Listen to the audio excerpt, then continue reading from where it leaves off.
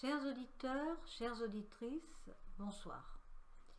Nous sommes réunis ce soir pour découvrir une réalité plus ou moins oubliée, plus ou moins occultée, celle concernant les mégalithes et les hauts lieux d'énergie.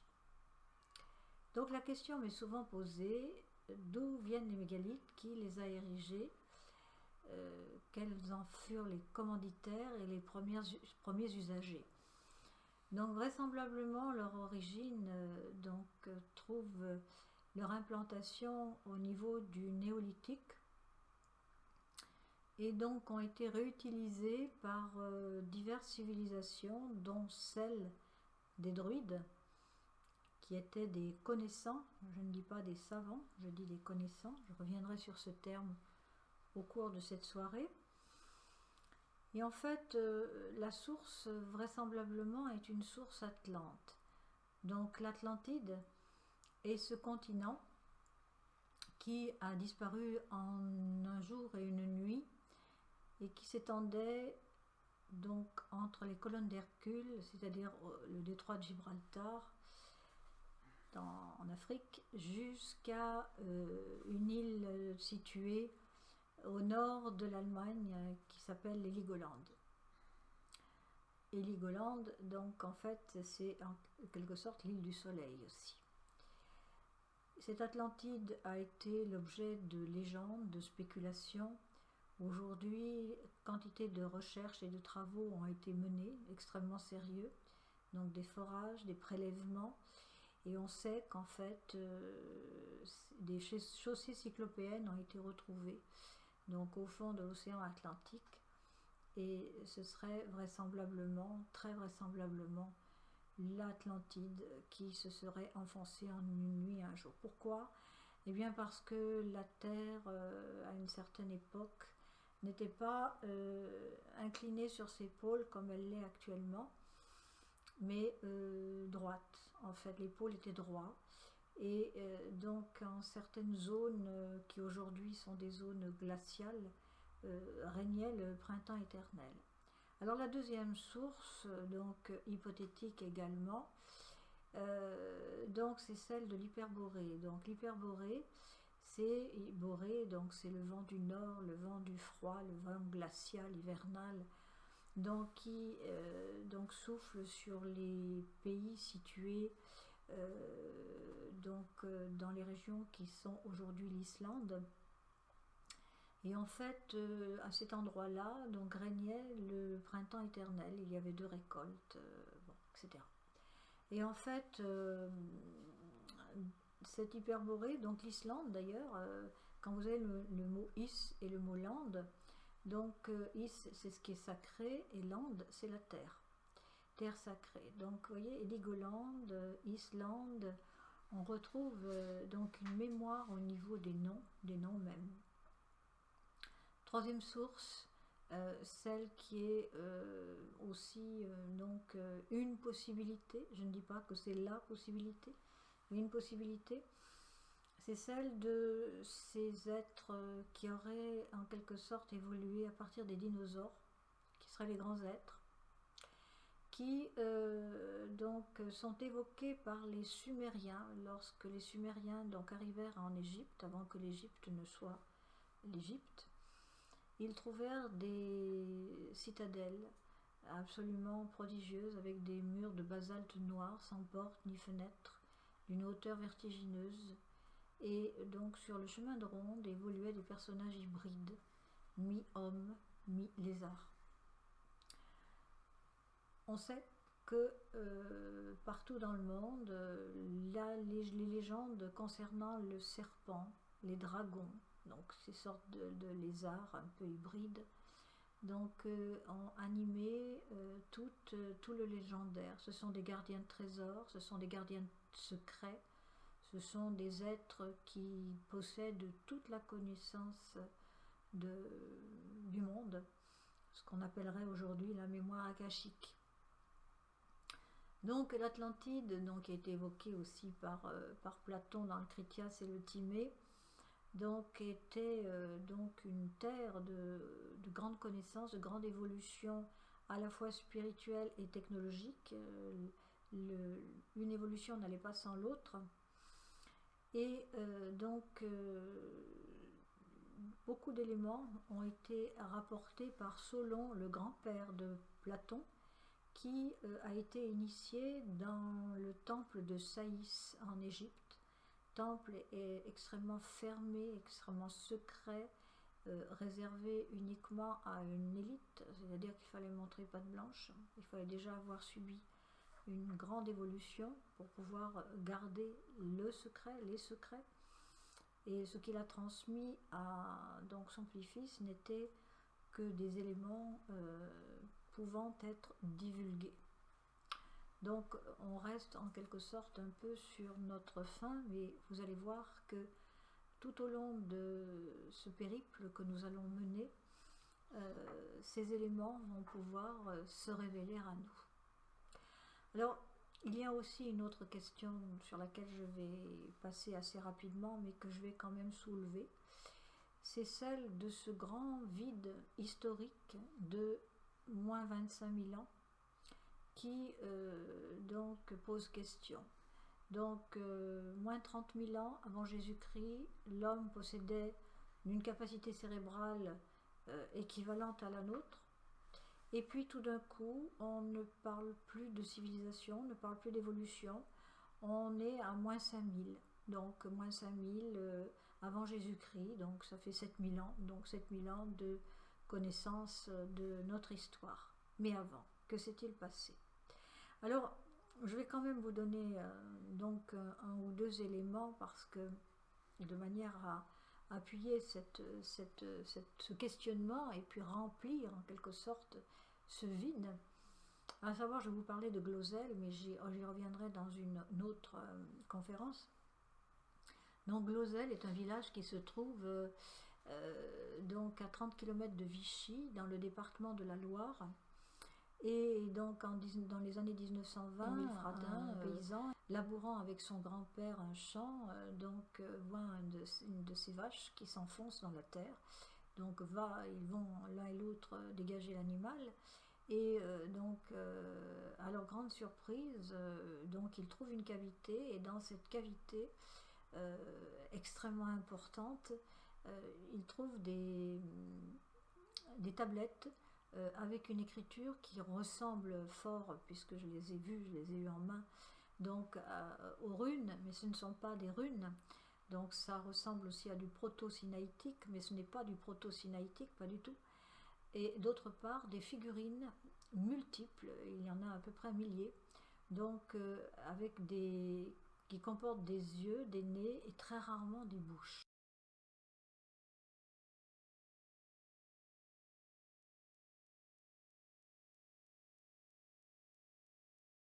Donc comme si le secret était de mise. Et ce qu'il y a de très intéressant, c'est qu'elles ont été datées par thermoluminescence.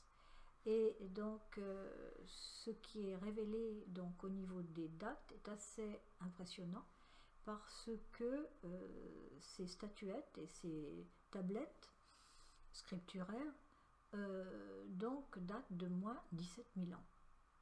Donc l'écriture ne viendrait pas d'Orient, mais aurait bien aussi des origines en Occident. Donc vous voyez, ce grand vide de 25 000 ans, donc on trouve aussi des éléments assez probants. D'autre part, donc il existe entre l'Écosse et la Turquie tout un réseau de souterrains et d'immenses salles. Donc il y a vraisemblablement une vie souterraine. D'autre part, sous la patte du Sphinx en Égypte, il y aurait l'entrée d'un souterrain également, donc avec des salles qui seraient disposées sous les pyramides. Donc il y a bien eu des civilisations avant moins 5000 ans, donc vraisemblablement des êtres qui étaient extrêmement évolués et qui ne vivaient pas que de la chasse, de la pêche et vêtus de peau de bête. Bien, donc en fait, comment sont apparus nos mégalithes? Les mégalithes, donc, ça veut dire grosse pierre, hein. Et ce mot Galles, vous allez le retrouver partout. C'est un des plus vieux mots de l'humanité. Mais la racine Galles elle-même, on le retrouve dans Galilée, on le retrouve dans Galice, on le retrouve dans le Galles qui est aussi qui a donné le gallinacé, c'est-à-dire le coq, le fameux emblème que l'on retrouve sur les églises, hein. Donc on sait que c'est l'emblème du jour, c'est lui qui annonce le lever du jour, mais je dirais davantage, à travers le jour, c'est le symbole de la lumière, non pas la lumière du jour que l'on voit, mais la lumière absolue, c'est-à-dire la lumière quintessentielle, celle vers laquelle notre âme, notre esprit tendent. Donc, ces mégalithes ont été réutilisés par les druides, et donc ce que l'on constate, c'est qu'ils se trouvent tous, que ce soit des dolmens, des menhirs, des cromlechs, des cairns, des galgals, c'est-à-dire des ensembles de pierres en équilibre les unes sur les autres, de rouleurs, c'est-à-dire des pierres dites branlantes. Toutes se trouvent sur des réseaux dits cosmotelluriques. Alors il y a 3 réseaux connus qui portent le nom de ceux qui les ont découverts. Le réseau Hartmann, qui est le principal, le réseau Curie et le réseau Huisman. Donc ces réseaux circulent à l'intérieur des failles qui sont sous terre, et donc ils prennent leur élan et leur énergie dans une sorte de vortex d'une grande puissance au niveau du magma terrestre, et donc ils tournent à ce niveau-là dans un sens, et arrivé au niveau de l'écorce terrestre, ils tournent dans l'autre sens, ce qui donne donc une double spirale, d'où une énergie prodigieuse. Donc cette énergie peut être couplée avec une autre énergie, c'est l'énergie dite cosmique, celle qui vient d'en haut, c'est-à-dire celle des étoiles, celle du soleil, celle des vents solaires, celle des alignements planétaires, celle des éclipses. On reviendra aux éclipses parce qu'en fait c'est un autre problème. Et donc en fait, comment peuvent-elles être couplées? Eh bien grâce à une aiguille d'acupuncture, c'est-à-dire une pierre dressée.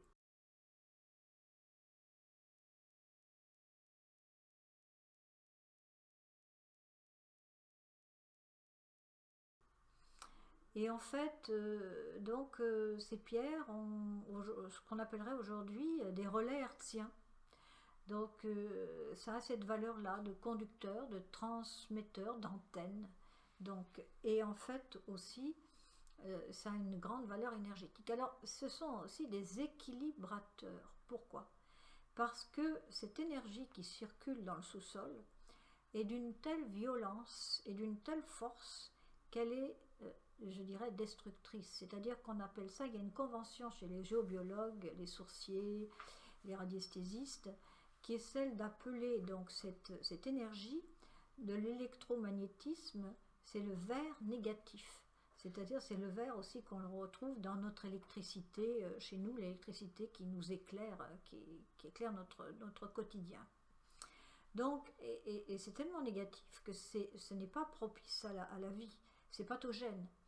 Donc en érigeant ces aiguilles d'acupuncture, on obtient justement, les couplant avec les réseaux cosmiques, quelque chose d'extrêmement bénéfique, c'est-à-dire que ces menhirs sont des menhirs, ces pierres sont des pierres radiantes, c'est-à-dire qu'elles vont dispenser autour d'elles des ondes extrêmement positives, extrêmement bénéfiques.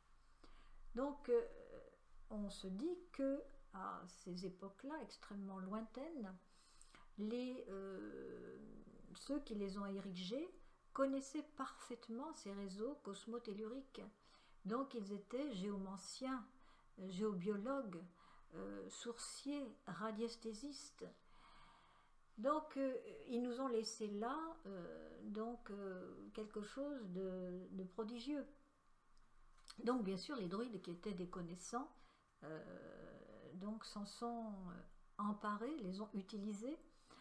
Pourquoi est-ce que je dis connaissants et pas savants? Eh bien parce qu'en fait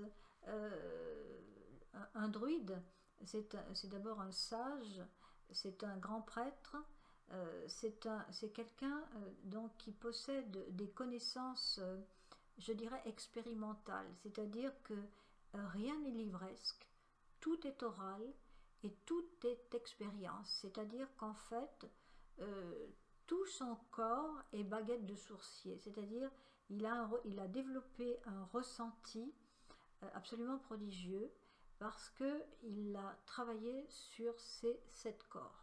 Alors là, on va revenir aussi à des notions qui ont été très occultées en Occident, qui existent toujours en Orient et qui sont utilisées à très bon escient, à savoir le fait que nous avons 7 corps. Alors, il y a 2 ouvrages qui en parlent, qui l'évoquent, c'est le livre des morts égyptien et le livre des morts tibétain. Donc c'est très mal traduit, on devrait dire livre du passage. Donc là on parle de ces 7 corps. Imaginez tout simplement, de manière un peu triviale, un oignon, donc avec les diverses couches de l'oignon. Et bien en fait nous sommes constitués ainsi, c'est-à-dire il y a le corps physique, le corps qui évidemment a une saisie qui est profondément matérielle, justement pour avoir cette saisie du monde matériel dans lequel nous vivons, mais qui n'est, je dirais, à la limite qu'un scaphandre. C'est-à-dire qu'en fait, on sait très bien qu'au bout d'un certain nombre d'années, lorsqu'il est usé, on le quitte. Voilà, un petit peu, c'est un peu comme une chrysalide. Et puis vous avez le corps énergétique autour. Donc ce corps énergétique, on l'appelle le corps éthérique. C'est lui qui perçoit, si vous voulez, tous les rayonnements qui viennent le traverser et qui lui donne en quelque sorte sa vitalité, sa pulsion, son énergie. Puis vous avez le corps astral. Alors ce corps astral, c'est celui qu'utilisent parfois les nécromanciens pour rentrer en communication avec les esprits. C'est un corps, c'est le corps des rêves si vous voulez. C'est lorsque l'on dort, votre corps est allongé dans votre lit et vous avez ce corps astral qui se déplace, qui voyage, qui vit sa vie, qui vit des expériences, qui rencontre d'autres personnes. Alors, en fait, tout le monde a fait l'expérience des rêves. Donc il y a des personnes qui n'ont pas peut-être le même visage ni la même apparence que dans la vie réelle, qui vont en avoir une autre, mais vous savez que ce sont vos familiers, que vous les connaissez, et ils vont vous apparaître peut-être sous d'autres traits. Donc ça, ce sont des mystères du corps astral, donc parce que évidemment on passe dans une autre dimension, et surtout dans une autre fréquence vibratoire. C'est aussi une expression qui va revenir souvent. Alors, donc après, vous avez le corps mental. Alors, ne confondons pas ce corps mental avec le mental de la pensée, de nos pensées qui nous traversent constamment, qui nous court-circuitent sans arrêt, qui sont qui forment une sorte d'agitation. Non, pour arriver justement à ce corps mental, à le percevoir, puisque c'est un corps subtil, donc en fait, je dirais que c'est le corps des dons, de la télépathie, de la clairaudience, de la clairvoyance, du don d'ubiquité. Alors, donc tout ça, c'est une discipline pour arriver justement à percevoir ces diverses dimensions. Après, donc, on y reviendra. Après, donc, vous avez le corps causal, le corps de l'esprit pur et le corps divin. Alors ces 3 corps évidemment, il est très difficile donc de les percevoir et d'y accéder. Quand on arrive, si vous voulez, déjà au corps mental pur, donc c'est vraiment le corps, je dirais, des grands êtres, des grands initiés, des prophètes, des saints, de ces êtres accomplis. Donc il y avait, dans l'histoire nous a laissé Maître Philippe de Lyon, L'histoire nous a laissé Edgar Cayce, qui était grand voyant, Franz Bardon, qui est beaucoup moins connu. Donc en fait, j'en cite quelques-uns qui sont proches de nous. Et en fait, c'est ceux qu'on appelle les grands êtres, hein, des êtres vraiment profondément accomplis, qui sont pleins d'amour et qui donnent, qui rayonnent et qui donnent, qui soignent, qui apprennent, qui enseignent. Bon. Donc en fait, nos mégalithes dans tout ça, donc ils vont servir à quoi? Eh bien, donc je me suis fondée sur les expériences de divers radiesthésistes et géobiologues. J'ai parcouru divers lieux donc en France où sont érigés ces mégalithes. Il y en a de partout, hein, de toute façon, il y en a de partout. Et donc il faut surtout aller dans les lieux préservés, comme les forêts, comme les endroits qui sont restés longtemps inaccessibles. Alors beaucoup de ces mégalithes ont été détruits. Pourquoi? Qu'est-ce qui s'est passé? Donc, lorsque Constantin, l'empereur de Rome, au IVe siècle, a voulu unifier donc toute l'Europe, alors que ses croyances, et puis toute l'Europe, il n'y avait pas que toute l'Europe, hein, parce que les mégalithes, on en trouve sur la terre entière. Mais déjà, il a voulu commencer par là. Donc, il a interdit les cultes, donc ces cultes païens. Donc au niveau des villes, évidemment, il a réussi à juguler ce genre de culte, quoique on continuait à les pratiquer, comme on dit, sous le manteau. Mais dans les campagnes, dans les lieux inaccessibles, où il n'y avait pas pratiquement de route, donc ces cultes sont restés extrêmement vivaces. Et ils sont même arrivés jusqu'à nous, je vous expliquerai pourquoi. Parce que j'ai connu des personnes qui, justement, se rendaient toujours sur ces mégalithes. Et donc pour bénéficier de leurs bienfaits. Donc ce Constantin qui a voulu ériger donc la religion chrétienne comme religion d'État, et donc le mot d'ordre a été détruisez tout ce que vous pouvez, et ce que vous ne pouvez pas détruire, christianisez-le. Donc, ce qui s'est passé, c'est que ils avaient tout à fait conscience hein, que ces hauts lieux étaient des lieux d'énergie. Donc, on a mis des croix sur des mégalithes. Donc, je vous montrerai tout à l'heure une galerie de photos. Donc, vous pouvez me dire.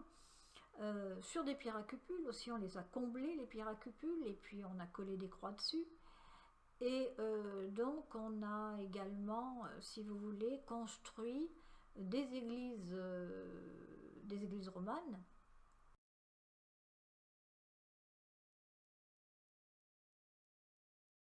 Mais le problème est là un petit peu différent, vous allez voir pourquoi. Des églises romanes sur des sites mégalithiques. Par exemple à Orcival, dans un des piliers de l'église d'Orcival, c'est en Auvergne ça, donc vous avez un mégalith, vous avez un menhir. Et donc, je pourrais citer quantité d'endroits, en particulier donc, dans le Haut-Forez, la région de Noiretable, qui est restée donc à l'abri, je dirais, des invasions romaines très longtemps. On a construit à côté d'un centre mégalithique absolument prodigieux, donc une église avec son couvent. Il y a toujours des religieuses d'ailleurs. Il y avait aussi donc une Vierge Noire qu'on ne retrouve plus, bizarrement. Donc voilà. Donc en fait elle a été volée, elle a été rendue, et puis maintenant donc on n'en parle plus, parce qu'évidemment ça c'est une question aussi qui dérange. La Vierge Noire, vous le savez, c'est la déesse mère, donc celle qui doit enfanter, hein, qu'on retrouve dans tout le druidisme. Donc c'est celle qui annonçait déjà ce que l'on retrouve au niveau de la religion chrétienne. Donc, ceci étant, donc vous avez souvent sur ces mégalithes des pierres à cupules.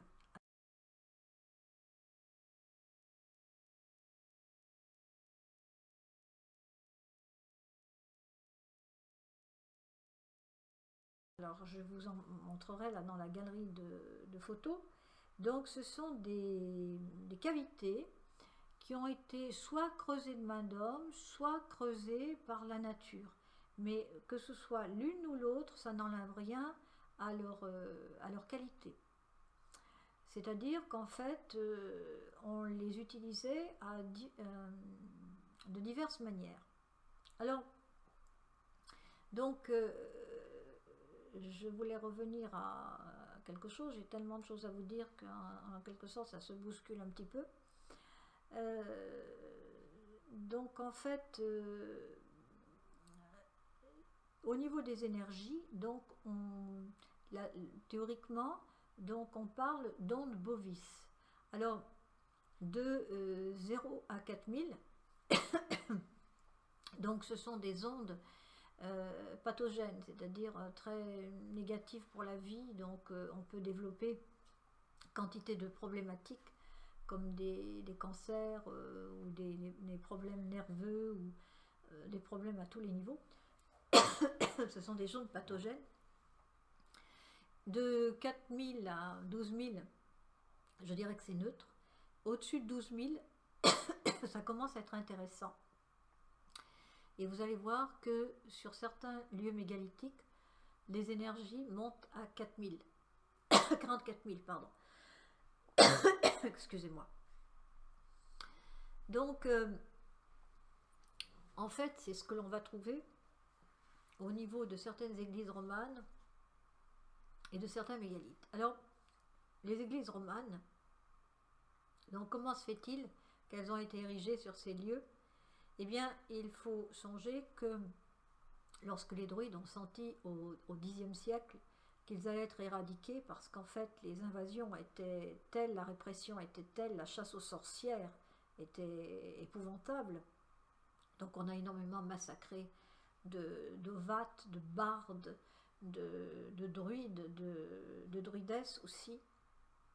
Donc ils ont décidé de ce qui était le plus important, c'était de continuer à transmettre cette tradition qui nous venait de la nuit des temps, qui est une tradition universelle, qui était la façon de relier donc l'homme à la source dont il provient et vers laquelle il fait retour, c'est-à-dire la source de la lumière, donc ceci par étapes. Et donc ils ont décidé de s'intégrer au monachisme, se faire passer pour des moines, de manière à continuer à transmettre, et ceci dans la pierre, puisque la pierre est le support d'éternité, je dirais. Et en fait, ils ont appris aux compagnons comment donc mettre dans la pierre, sculpter dans la pierre toute la symbolique qui allait permettre de garder justement cette mémoire intacte. Donc vous avez souvent, vous regarderez, donc je pense que j'en ai au niveau des photos que je vais faire défiler, des petits personnages qui sont accroupis et qui sont, ils soulèvent en quelque sorte la voûte du ciel. Donc on les appelle des Atlantes, comme par hasard. Donc, et ces Atlantes, donc en fait, sont des représentations de ce qui terrorisait les Gaulois, à savoir que le ciel leur tombe sur la tête. Parce qu'ils avaient le souvenir, évidemment, du dernier déluge, c'est-à-dire du déluge de Noé. Donc ça, c'est vers moins 7500 ans. Donc, bien sûr, il y a eu d'autres déluges, il y a eu d'autres mouvements, il y a eu quantité de glaciations, il y a eu des périodes de grande chaleur sur Terre, donc il y a eu des cycles infinis. Et donc, quand on me dit l'Atlantide, c'est vers à peu près quelle époque? C'est vers moins 9000 ans que l'Atlantide s'est ensevelie sous les eaux. Donc les rescapés donc, sont venus sur les autres continents. Mais ils commerçaient aussi déjà avec les autres continents. Donc, je ne peux pas m'étendre sur ce sujet parce que c'est un sujet à part entière. Donc, en fait, ces églises avaient exactement la même fonction que les mégalithes. Donc il y a un endroit qui est absolument saisissant, enfin il y en a plusieurs, mais toujours dans la région de Noir-Étable, vous avez le site de la pierre Pamolle. Donc on arrive par une voie gauloise, parce que ce qui est injuste, c'est de parler de voie gallo-romaine. C'est uniquement gaulois, ce sont les Gaulois qui ont pavé ces routes.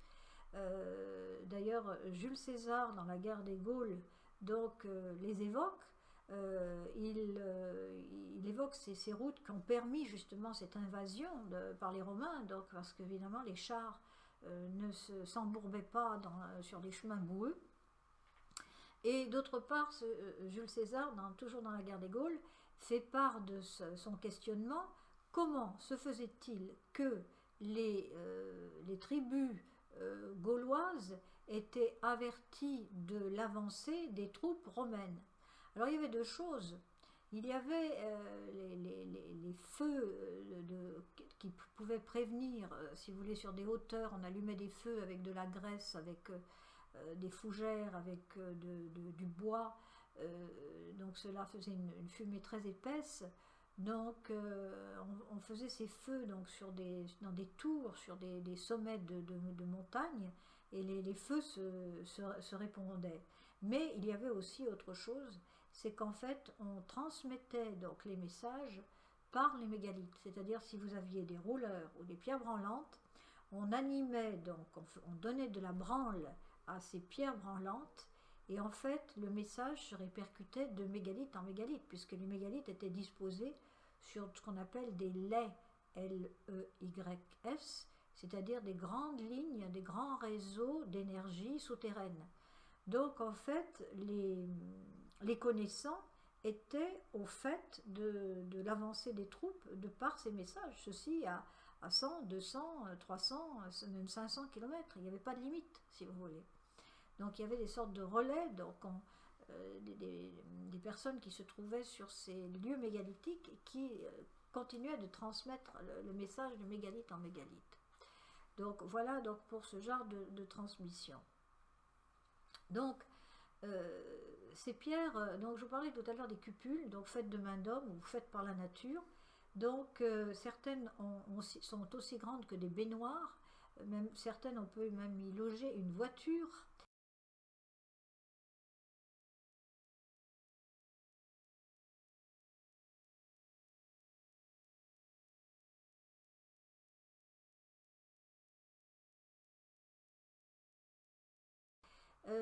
Donc certaines ont la forme humaine, donc curieusement.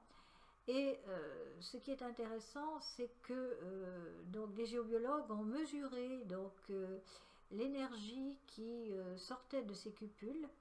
Et donc Monsieur Landsburg, qui malheureusement est décédé il y a 2 ans, qui aurait donc aujourd'hui 79 ans, donc a fait un travail absolument phénoménal. Donc avec des instruments de mesure comme donc la baguette abeille, la baguette léchère. Donc il a une convention, il pose des questions, et en fait lorsque les baguettes donc se mettent en mouvement, elles répondent en fait à la question. Moi je l'ai vu faire, c'est assez surprenant, et il peut même poser la question plusieurs fois, et la réponse est toujours la même. Hein. Donc en fait, il pose la question, est-ce que le lieu était donc Atlante? Donc ça répond oui. Est-ce que a été donc il y a eu des cultes druidiques? Ça répond oui. Enfin bon, chaque fois, ça répond pas toujours oui, hein, mais bon, dans des hauts lieux, donc c'est le cas. Et puis parfois même, si vous voulez, l'énergie est tellement forte, de 44 000 unités bovis, ça c'est le domaine divin. Donc en fait, si vous voulez, c'est relié directement à la divinité.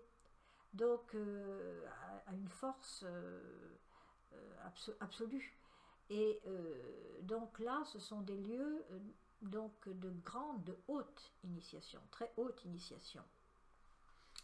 Donc dans ces cupules, parfois vous avez de l'eau qu'on appelle de l'eau lustrale. Pourquoi? Parce que c'est de l'eau de pluie.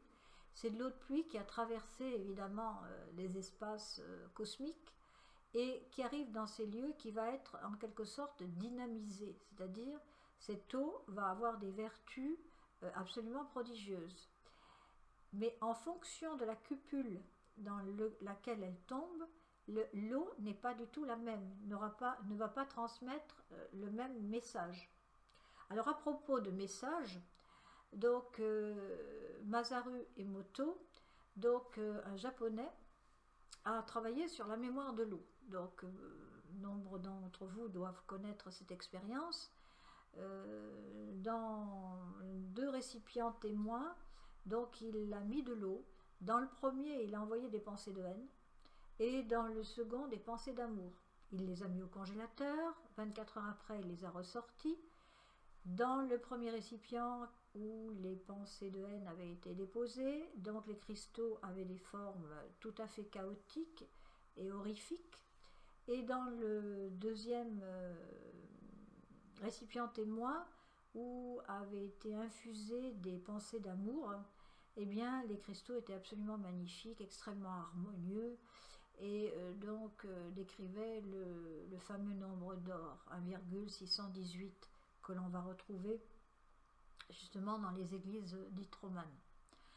Alors, donc, en fonction de cette eau, on peut la boire, on peut s'y baigner aussi.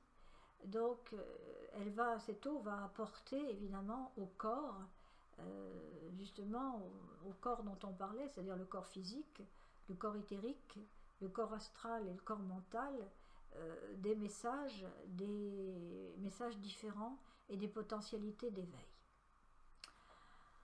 Alors, il y a un autre sujet que je n'ai pas évoqué, c'est ce que l'on appelle l'arbre des séphirotes. Donc, l'arbre des séphirotes, vous savez qu'il comporte 10 niveaux, et on commence par Malkout, qui est le fondement, pour arriver à Keter, qui est la couronne. Donc, ça peut correspondre au chakra donc, du corps humain. Et en fait, quand on arrive évidemment à Keter, c'est l'ouverture de la fontanelle, c'est, si vous voulez, c'est vraiment être relié totalement donc, à la source divine, et bien sûr hors dogme, hors religion, hors fermeture, parce que c'est cela qui nous intéresse. On n'est pas dans des systèmes de croyances, on est dans des systèmes d'énergie et de fréquences vibratoires. Voilà. Alors là aussi, nous sommes, si vous voulez, dans le 10e monde, c'est-à-dire le monde le moins élevé, le moins évolué. Et le but, c'est de passer déjà dans le 9e monde, c'est-à-dire de passer à la vitesse supérieure au niveau d'une connaissance beaucoup plus subtile. Donc le but de ces mégalithes, c'est justement une ouverture de conscience, c'est-à-dire d'être des êtres un petit peu moins matérialistes, un petit peu moins denses et plus poreux à la lumière, à la beauté, à l'harmonie, à l'amour. Donc en fait, c'est pouvoir justement recevoir ces dons qui sont là, qui nous attendent en fait. Donc on retrouve donc cet arbre des séphirotes dans notre culture aussi occidentale, mais donc ça a été, si vous voulez, occulté. Donc les druides le connaissaient bien, on le retrouve dans la fameuse croix celtique, qui est extrêmement intéressante.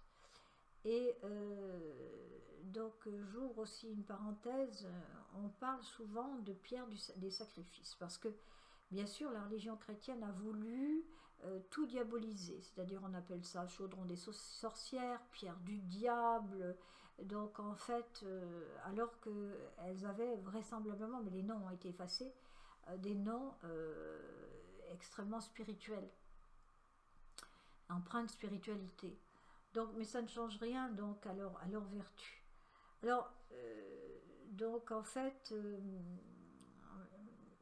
comment dire, donc je vous parlais aussi de fréquence. Alors nous on est dans une certaine fréquence vibratoire qui nous permet de nous adapter à notre monde dit ordinaire, notre réalité ordinaire, mais il y a, vous vous en doutez bien, une réalité non ordinaire, donc et qui est aussi importante que la réalité ordinaire, et c'est celle de l'invisible, c'est un visible qui est peuplé, qui est peuplé de vie. Alors, donc en fait, par exemple, si vous écoutez, je ne sais pas, une radio, eh bien, vous allez entendre une émission, et puis sur une autre radio, vous aurez par exemple de la musique.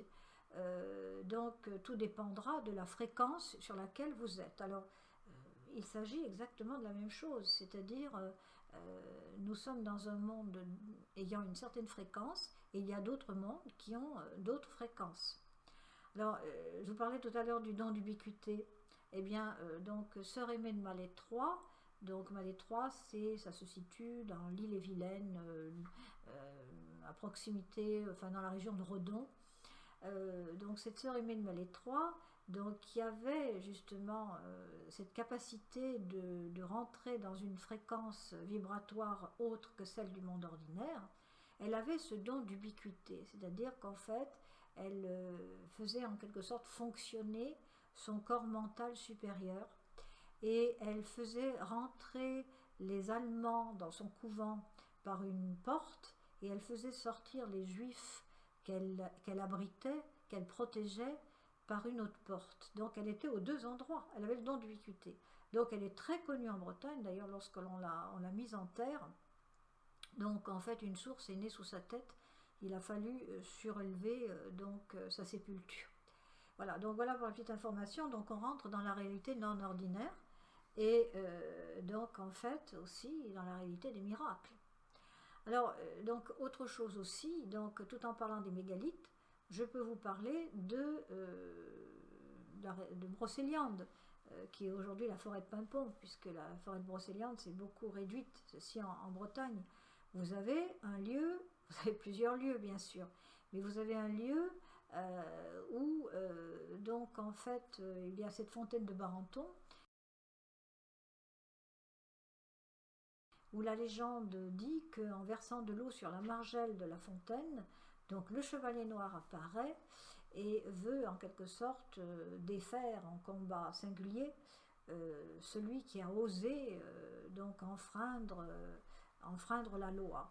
Et à ce moment-là, le chevalier au lion, c'est-à-dire ce personnage de divin qui est un des chevaliers de la table ronde, intervient pour combattre le chevalier noir. Alors, donc, cette fontaine était réputée donc apporter l'orage, la pluie, mais des pluies vraiment importantes, lorsqu'on vidait de l'eau sur la margelle de la fontaine. Et donc, l'Église s'est emparée, a continué cette tradition. Donc moi je l'ai vu, j'ai vécu 7 ans en Bretagne, et donc j'ai vu le curé avec les enfants de chœur venir récitant des litanies pour verser de l'eau sur la margelle, donc avec de la population derrière lui, pour justement en période de sécheresse, parce qu'il peut y avoir la sécheresse aussi en Bretagne, faire venir la pluie, et la pluie vient. Donc les mégalithes aussi avaient cette fonction météorologique, avaient cette fonction de régularisatrice du climat. Alors évidemment, on ne mettait pas ça dans n'importe quelle main, c'était uniquement des initiés qui étaient au secret et qui agissaient de la sorte, parce que imaginez qu'on laisse la décision à tout un chacun. Donc il y avait aussi donc bien sûr, alors au niveau des menhirs, donc on retrouve des figures sculptées dans les menhirs, on en retrouve beaucoup dans tout le sud de la France, donc en Corse, dans le site de Filitosa, on en retrouve à Rodez aussi, dans le musée de Rodez. Donc ils ont des yeux, ils ont un nez, ils ont une bouche, ils ont parfois des sortes de crosses un peu spiralées sur le thorax. Ils ont vraisemblablement un pagne pour couvrir donc leur corps et certaines parties de leur corps, et donc une épée au côté. Alors vraisemblablement ce sont des gardiens, ce sont des chevaliers d'un ordre supérieur, donc ils sont là pour garder des portes de l'invisible, hein. On est en plein Stargate, donc et en fait et quand je vous dis en plein Stargate, ce qui est très curieux, c'est qu'il a été constaté, pas par moi, hein, donc, mais par quantité d'autres personnes. Il y a plein de témoignages d'ufologues comme quoi, donc sur ces lieux mégalithiques apparaissent souvent des soucoupes volantes, hein, des objets non identifiés qui apparaissent et qui disparaissent aussi rapidement. Donc, il s'agirait d'endroits où il y a des fractales spatio-temporels, c'est-à-dire des lieux qui nous côtoient, mais qui donc sont des endroits où l'on peut passer dans un monde parallèle. Et donc ceci, ça rejoint beaucoup la théorie de la physique quantique, la théorie des cordes. Donc en fait, qui constitueraient des mondes entrecroisés, superposés, donc invisibles les uns aux autres, vivant leur vie propre, et parfois, donc, eh bien, il y a des interactions. Il y a tellement d'interactions que, en fait, dans mon ouvrage de nouvelles, donc de 42 nouvelles, je traduis une de ces expériences, une expérience que nous avons eue, donc mon mari et moi, en forêt de Brocéliande, une expérience extrêmement curieuse. Nous avons eu affaire à donc un passage sur des lignes spatio-temporelles. Voilà, je raconte l'histoire sous forme d'une nouvelle. D'autre part, donc le titre de l'ouvrage, c'est La Louve de Pierre Châtel, j'en parlerai peut-être à la fin de la conférence.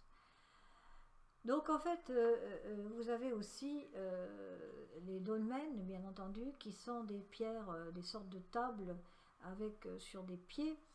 Et donc parfois ces pieds représentent les divinités druidiques. Alors je vais tout de suite souligner une chose, ce sont des avatars, c'est-à-dire qu'en fait pour les druides, pour le druidisme, il n'y a qu'une seule divinité, c'est-à-dire un dieu absolu.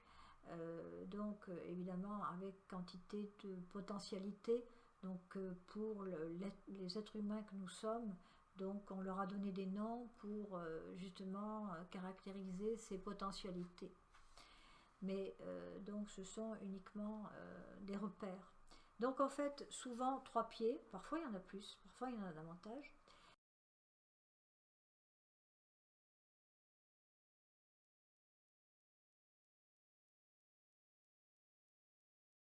Et donc, sous ces dalles, on a retrouvé donc parfois ça semble être je dis bien ça semble être des, euh,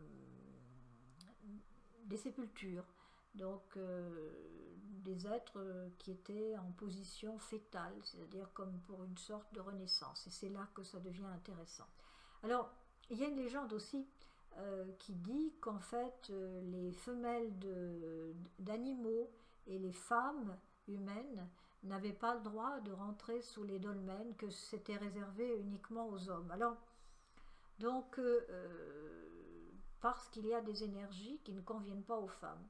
Alors, il y a un phénomène curieux, c'est que les compagnons, donc j'avais rencontré des compagnons du devoir en Bretagne, donc pour un travail, et donc en fait, les compagnons du devoir disent que lorsqu'ils réparent des églises dites des églises romanes, donc quand il manque des pierres, quand ils remplacent des pierres, depuis la nuit des temps, donc on leur a enseigné que la pierre qu'ils ont taillée, s'ils donnent 3 coups de marteau sur une des faces, elle devient positive et la face opposée devient négative. Donc en fait, sur les dolmens, puisque ça a été testé par des géobiologues, dont M. Landsburg et puis aussi M. Bonvin, il y a donc la face qui se trouve à l'extérieur, c'est-à-dire sur le dessus, est positive et la face qui est au-dessous est négative. Alors la convention veut que l'homme soit positif et la femme négative. Donc ça n'a rien de péjoratif, hein, c'est ainsi, c'est une question d'énergie. Et donc si la femme s'étend sur la face positive extérieure, donc elle qui est négative, elle va pouvoir se charger en énergie. Et l'homme, lui, donc se glissant dessous, sous la partie qui est négative, va pouvoir se charger aussi en énergie. Donc en fait, vous voyez, c'était des connaissances dont beaucoup ont disparu parce qu'on on ne les connaît plus, on les a perdus. Et c'est extrêmement dommage parce qu'en fait, à certains endroits, en Bretagne, on faisait passer les enfants dans une cavité creuse, les enfants scrofuleux, et donc ils guérissaient. Et donc c'était des lieux de guérison. Alors vous avez aussi ce qu'on appelle les sièges. Alors ces dolmens étaient recouverts de terre, hein.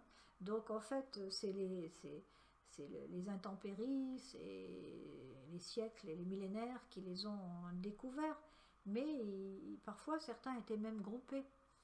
Donc là aussi on a vu pas mal de, paraît-il, d'objets volants. Donc il y a souvent dans ces endroits-là beaucoup de radon, beaucoup d'uranium. Si vous voulez, très curieusement, on se demande s'ils ne viennent pas se recharger sur ces zones extrêmement énergétiques. Point d'interrogation. Moi, je n'en ai pas vu, mais j'ai eu quantité de témoignages et des plus sérieux de cet ordre-là. Donc, questionnement. Alors, les géobiologues ont découvert effectivement qu'il y avait beaucoup de radioactivité. Donc, et donc, ça peut être, à petite dose, ça peut être extrêmement bénéfique. Tout est une question de mesure. D'autre part, donc, après ces dolmens et ces menhirs, vous avez également donc, ce que l'on appelle les galgales. C'est des assemblements de pierres qui sont en équilibre depuis un petit peu moins que la nuit des temps.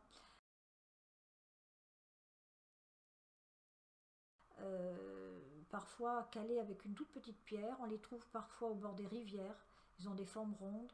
On en a vu beaucoup dans le Cidobre. Donc on nous a dit non, mais c'est des formations géologiques. Et quand les radiesthésistes prennent la vibration de l'énergie de ces blocs de pierre, certains donc montent à 44 000 unités bovis, ce qui est absolument fantastique au niveau des énergies. Alors, tout à l'heure, je vous ai parlé aussi de toutes ces pierres qui sont disposées sur ces réseaux cosmotelluriques, mais il n'y a pas que cela. Il y a aussi, si vous voulez, on va descendre un petit peu plus au sud, dans la région de l'Aude, vous avez ces... je voulais vous parlais de la pierre Pamolle, qui était vraiment une sorte de site absolument fantastique avec des escaliers de pierre qui ont été disposés là depuis des milliers d'années, qui montent à une sorte de lieu absolument fantastique. Avant, vous avez plein de pierres dressées, de menhirs. Il y a tout un circuit, vous montez par une voie gauloise et vous arrivez vous suivez des menhirs. Il y a un dolmen aussi au bout de ces menhirs, et en face du dolmen vous avez cet immense temple qui s'ouvre en plein ciel, qui on voit à 360 degrés toute la plaine du Forez, et au-delà c'est vraiment une sorte de gnomon de cadran solaire. Et donc la première pierre qui est en bas, c'est ce qu'on appelle la pierre d'abaissement. C'est celle qu'on retrouve au niveau des églises romanes, c'est-à-dire que quand vous restez un moment sur cette pierre, c'est une pierre d'abaissement, c'est-à-dire vous n'avez plus cette agitation de la pensée. Vous êtes, comme diraient les alchimistes, vous êtes silencieux, immobile et aligné. Ça veut dire que vous êtes rectifié, c'est-à-dire que vous êtes, posé, serein. Et quand vous allez rentrer dans cet endroit, que ce soit une église ou que vous allez ascensionner les marches de cet escalier vers le plein ciel, donc il y a tout le long évidemment des mégalithes, de part et d'autre de ces escaliers, de ces marches. Vous allez sentir les énergies qui vont vous pénétrer et vous éclairer, vous illuminer, et vous allez ressentir un bien-être et comme un élargissement de la conscience, comme un élargissement du cœur, quelque chose d'absolument prodigieux, comme si vous étiez des êtres supérieur, mais supérieur dans le bon sens du mot, si vous retrouviez vraiment votre identité d'être divin. Donc en fait, pourquoi pierre d'abaissement? Parce qu'on ne peut pas remplir un vase s'il n'est pas vide. Donc il faut cesser d'être dans nos petites habitudes mesquines pour pouvoir atteindre ce niveau-là. Voilà. Donc si on descend un peu plus au sud, comme je vous disais, dans la région du Razès, dans l'Aude, vous avez aussi toutes ces fameuses citadelles du vertige, les citadelles cathares.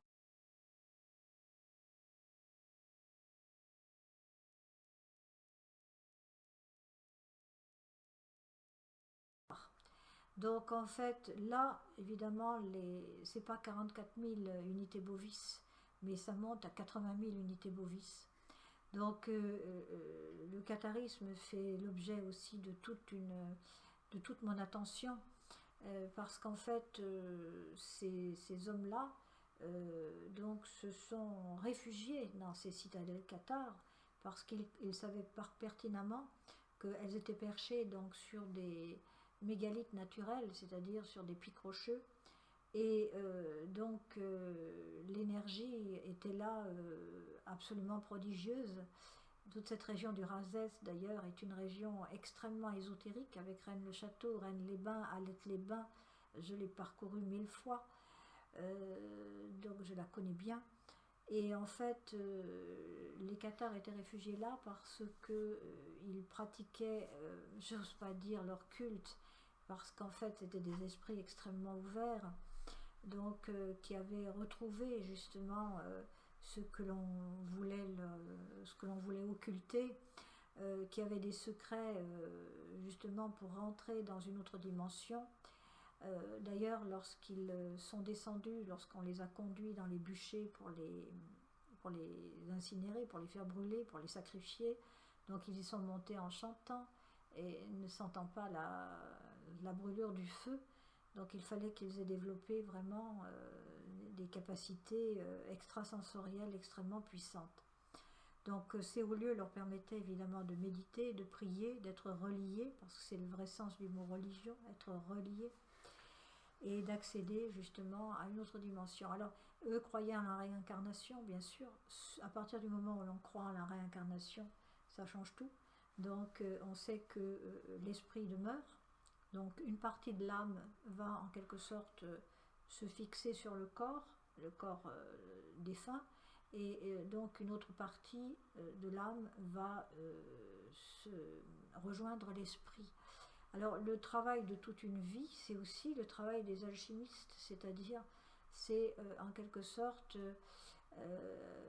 purifier tous ces corps qui sont les nôtres, et donc de manière à arriver à cette transparence pour laisser passer justement la lumière, parce que c'est le but. Nous sommes trop opaques à la lumière, et donc nous sommes beaucoup trop matériels et matérialistes, trop denses.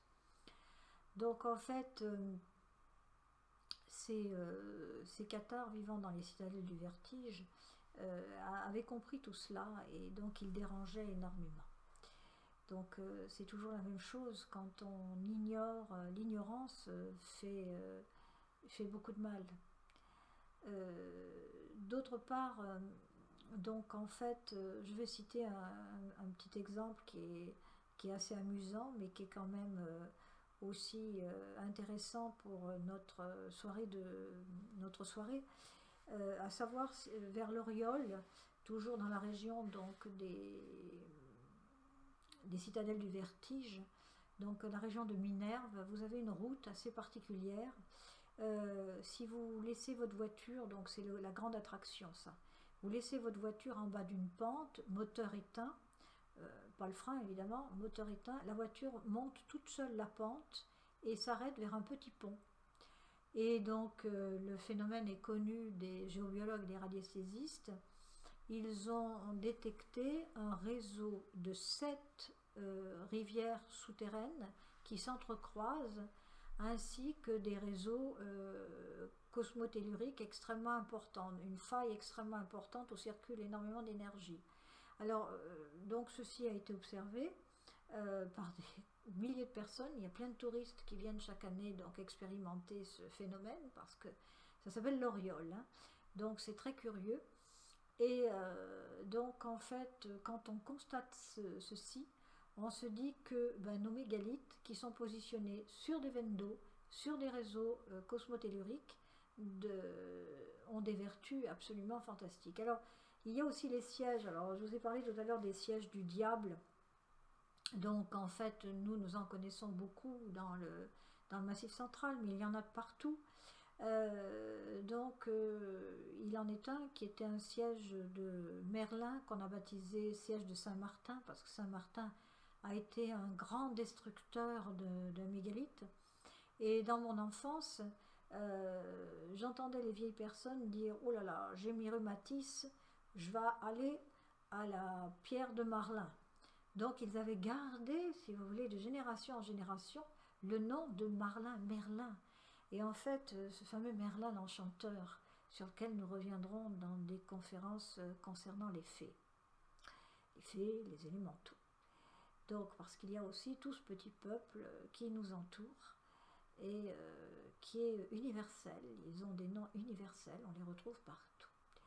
Mais ça, ce sera pour une autre soirée, donc en votre compagnie. Alors, ce siège de Merlin, moi j'y suis allée quelques fois.